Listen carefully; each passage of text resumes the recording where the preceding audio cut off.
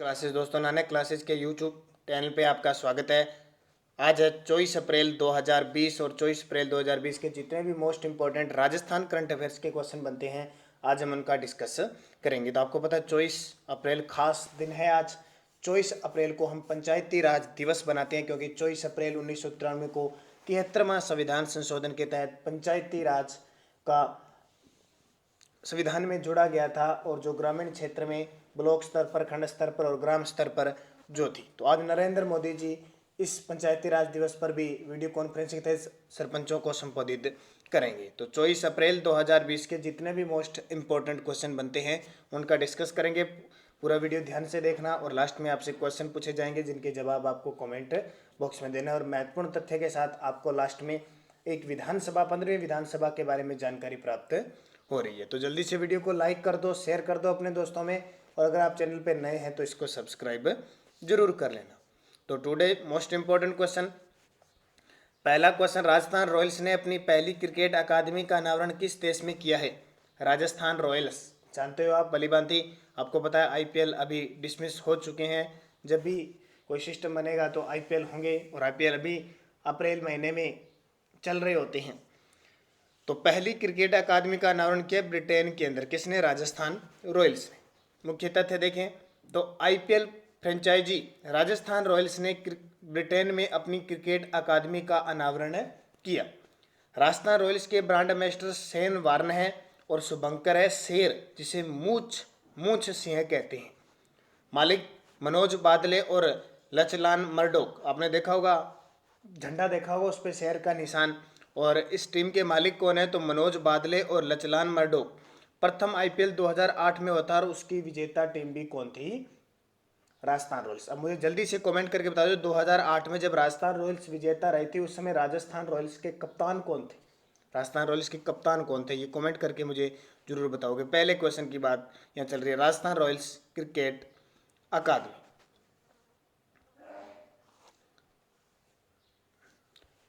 दूसरा क्वेश्चन, 17वीं लोकसभा चुनाव में हनुमान बेनीवाल ने किस सीट से चुनाव जीता था?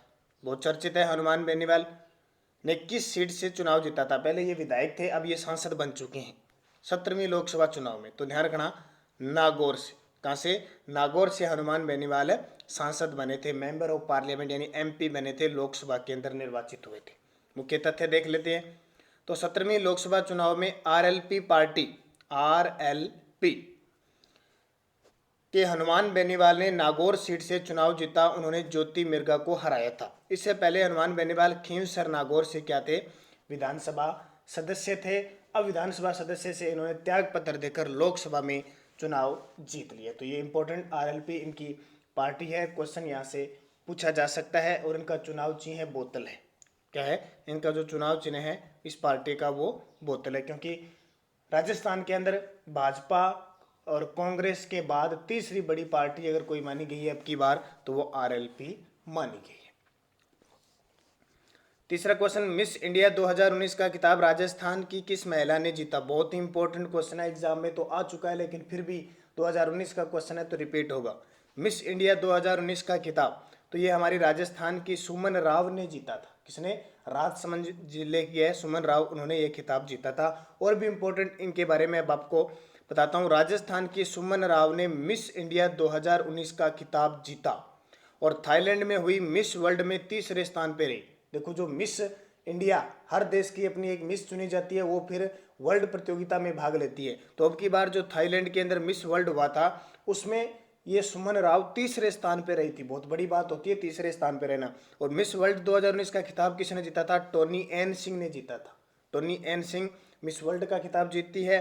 और मिस इंडिया 2018 कौन रही थी? अनुकृति व्यास। मिस इंडिया 2018 अनुकृति व्यास, मिस इंडिया 2019 सुमन राव और miss world 2019 Tony N Singh. और सुमन राव तीसरे स्थान पर। बात समझ में आ गई होगी। जब हर देश में मिस इंडिया, जैसे मिस जापान, मिस श्रीलंका ऐसी होती है, फिर क्या होती है? वर्ल्ड की प्रतियोगिता होती है। उस वर्ल्ड की प्रतियोगिता में फिर ये सुंदरियां भाग लेती है और टॉप पे कौन रहता है उसी हिसाब से। तो miss world Tony N Singh जीती थी। इंपॉर्टेंट है, जमैका की है ये। और अब मैंने पीछे क्वेश्चन आपसे क्या पूछा था कि राजस्थान रॉयल्स जब टीम जीतती है तो उसमें शेन वार्न कप्तान होते हैं, ध्यान रखना। चौथा क्वेश्चन, हाल ही में राजस्थान के किस किसान को जगजीवन राम नव प्रवर्तन किसान पुरस्कार से सम्मानित किया गया? तो वो है जगदीश पारिक। किसको? जगदीश पारिक को सम्मानित किया गया। मुख्य तथ्य, सीकर जिले के जगदीश पारिक को भारतीय कृषि अनुसंधान परिषद के 91वें स्थापना दिवस पर जगजीवन राम नव प्रवर्तन किसान पुरस्कार से सम्मानित किया गया। जगदीश पारिक को जैविक कृषि में सब्जी के नवाचारों के लिए 2019 में पद्मश्री अवार्ड भी मिला था। 2019 में पद्मश्री अवार्ड मिला था और फिर उसके बाद में इन्हें जगजीवन राम नव प्रवर्तन किसान पुरस्कार से सम्मानित किया गया। तो इम्पोर्टेंट। और अब की बार जो किसान है सुंडाराम, उनको भी पद्मश्री अवार्ड दिया गया था। जगजीवन राम, आपको बता देता हूँ, जगजीवन राम के जो समाधि स्थल है उसको समता स्थल कहा जाता है। जगजीवन राम श्रम मंत्री रहे थे, काफ़ी समय तक जगजीवन राम हमारे देश के श्रम मंत्री रहे थे। तो इम्पोर्टेंट है ये एग्जाम के लिए।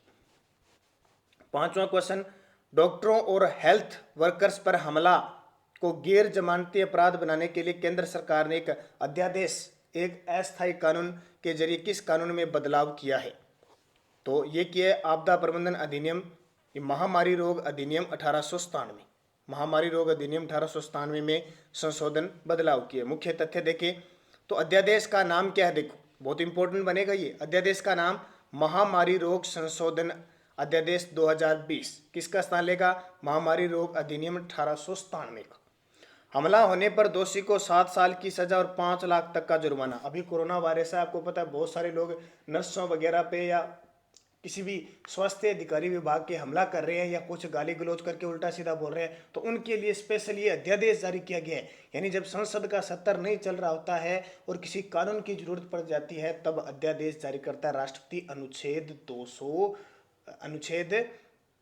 123 के तहत। ध्यान रखना, तो अध्यादेश जारी होकर ये पारित हो गया। अब ये अध्यादेश उस दिन सही कानून बन जाएगा जब ये संसद में पास हो जाएगा।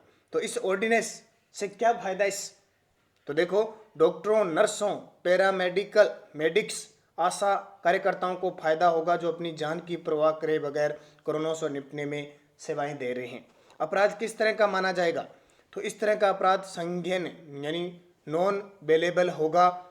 संज्ञेय यानी बिना वारंट के गिरफ्तारी हो सकती है, बिना अदालत की मंजूरी के जांच शुरू हो सकती है। अपराध गैर जमानती भी होगा। गैर जमानती यानी जमानत सिर्फ अदालत से ही मिलेगी। जांच कैसी होगी? जांच अधिकारी को 30 दिन के भीतर जांच पूरी करनी होगी। 1 साल में अदालत को फैसला देना होगा। सजा कैसे तय होगी? तो सजा देखिए कैसे तय होगी। डॉक्टर्स, हेल्थ वर्कर्स पर हमले के दोषी पाए गए तो 3 महीने से 5 साल तक की सजा होगी। जुर्माना 50,000 से लेकर 2 लाख तक का जुर्माना लगाया जा सकता है। अगर हमले में गंभीर चोट आई है किसी स्वास्थ्य के अधिकारी के या कर्मी के तो 6 महीने से 7 साल तक की सजा और 1 लाख से 5 लाख तक का जुर्माना लगाया जाएगा। तो बहुत ही बढ़िया बात है, हम स्पॉट में हैं कि स्वास्थ्य विभाग के खिलाफ इस तरह की कार्रवाई बहुत सारे लोग कर रहे हैं, इसलिए केंद्र सरकार ने ये फैसला लिया और फैसला बहुत ही बढ़िया है। तो अध्यादेश जारी किया गया और ये कानून बनाया गया, इसको बढ़िया तरीके से पढ़ लेना। छठा, जियो प्लेटफॉर्म्स लिमिटेड में 9.99% हिस्सेदारी के साथ निवेश का ऐलान किस कंपनी ने किया है? जियो प्लेटफॉर्म के साथ 9.99%। तो फेसबुक ने, अभी आपने सुना ही होगा न्यूज़ में, फेसबुक ने। तो फेसबुक ने जियो का 9.9% हिस्सा खरीदने का ऐलान किया है। यह भारत के टेक्नोलॉजी सेंटर में बहुत बड़ा FDI है। फेसबुक के CEO मार्क जुकरबर्ग ने 22 अप्रैल को जियो के साथ डील की घोषणा की। नियामक की मंजूरी मिलने के बाद फेसबुक जियो में सबसे बड़ी माइनॉरिटी शेयर होल्डर बन जाएगी। और फेसबुक के मुख्य कार्यकारी अधिकारी कौन है? Mark Zuckerberg. और फेसबुक का मुख्यालय है कैलिफोर्निया, अमेरिका के अंदर। 7वां क्वेश्चन, विश्व पुस्तक दिवस कब मनाया जाता है? विश्व पुस्तक दिवस, क्योंकि दिवस बहुत ज़्यादा आ रहे हैं तो आपके लिए सारे के सारे इंपॉर्टेंट बन जाते हैं। तो 23 अप्रैल विश्व पुस्तक दिवस। मुख्य तथ्य, थीम आपको याद रखनी है। तो विश्व पुस्तक दिवस 23 अप्रैल को मनाया जाता है। साल 2020 का नारा होगा केएल बाग का केयरिंग थ्रू रीडिंग। 22 अप्रैल को पृथ्वी दिवस मनाया गया। 23 अप्रैल को अंग्रेजी भाषा दिवस भी मनाया जाता है। 19 अप्रैल को विश्व यकृत दिवस मनाया गया और 18 अप्रैल को विश्व धरोहर दिवस मनाया गया। तो काफ़ी सारे ये सारे दिवस है जो एग्जाम में एक आधा पूछा ही जाता है। अब पिछले वीडियो का क्वेश्चन क्या था, 18वें इंटरनेशनल ग्रैंड मास्टर ओपन 2020 का खिताब किसने जीता? तो अभिजीत गुप्ता भीलवाड़ा के हैं। और भीलवाड़ा जिले की आकृति कैसी है? आयताकार है। इसका शुभंकर क्या है? मोर है। तो शुभंकर याद रखनी है, क्योंकि आज शाम आपको जो 8 बजे टेस्ट मिलेगा, ध्यान रखना 8 बजे, उसमें वन वन्य जीव और मेले, और उसके अलावा 1818 की संधियों के साथ अंग्रेजों के साथ जो राजपूत संबंध है वो। तो 8 बजे टेलीग्राम पे नानक क्लासेस ग्रुप से जुड़ जाना। जो नहीं जुड़े हुए हैं, यूट्यूब पर भी वो 30 क्वेश्चन मैं डाल दूंगा, और व्हाट्सएप ग्रुप पे जो है वो भी डाल दूंगा। तो उनके आप कमेंट में लास्ट में मुझे बताया करो, क्योंकि 8:30 पर उसकी विद आंसर की आपको मिलेगा। ध्यान रखना, विद आंसर की मुख्य तथ्य मिलेंगे। तो लास्ट में मुझे कमेंट करके बताया करो भी कितने क्वेश्चन सही है। एक तो ये हो गया। दूसरा, काली हांडी के नाम से कौन सा जिला प्रसिद्ध है? तो काली हांडी के नाम से 12 जिला प्रसिद्ध है, क्योंकि यहाँ जो जाति रहती है सहरिया जाति, सहरिया जाति पिछड़ी हुई जाति रहती है, उस कारण इस जिले को काली हांडी के नाम से जाना जाता है। और 12 जिले का जो वन्य जीव शुभंकर है वह मगर। ठीक है, ये बातें आपको याद रखनी है। अब वीडियो के लास्ट में मैं आपसे क्वेश्चन पूछता हूं, जिसके जवाब आपको कमेंट बॉक्स में देने हैं। कोरोना वायरस से लड़ने के लिए किस राज्य ने आयु व सेहत साथी ऐप लॉन्च किया है? महाराष्ट्र, राजस्थान, केरल, पंजाब। आयु व सेहत साथी ऐप लॉन्च किया है। सही जवाब आपको कमेंट बॉक्स में देना है। और एक क्वेश्चन, राजस्थान की जलपरी रीमा दत्ता है, जानते हो आप राजस्थान की जलपरी रीमा दत्ता है, तो बॉलीवुड टाइगर के नाम से कौन विख्यात है? बॉलीवुड टाइगर के नाम से कौन विख्यात है? सुरेश मिश्रा, सलीम अली, प्रदीप चौधरी, राजेंद्र दत्त। सही जवाब आपको कमेंट बॉक्स में देना है। अब इंपॉर्टेंट तथ्य में देखिए, 15वीं विधानसभा, कल मैंने आपको 15वीं विधानसभा के बारे में बताया था, आज कुछ मुख्य तथ्य और बताता हूँ। 2018 से लगातार चल रही है। 7 दिसंबर 2018 को 199 सीटों पर चुनाव हुए थे। ध्यान रखना, 200 विधानसभा सीट और 199 पे चुनाव हुए थे। 11 दिसंबर को चुनाव परिणाम घोषित किए गए, और विधानसभा का जो वोटिंग प्रतिशत रहा था वो 74.89% रहा। सबसे बड़ी जीत भाजपा के कैलाश मेघवाल की थी, और सबसे कम अंतरों से जीत थी भाजपा प्रत्याशी थे जब्बर सिंह सांखला ने जीत दर्ज की। फिर सबसे युवा विधायक थे राजकुमार रावत, 26 साल के थे, डूंगरपुर से बीटीपी से उम्मीदवार थे। और सबसे कम बुजुर्ग विधायक कैलाश मेघवाल शाहपुरा भाजपा के प्रत्याशी थे।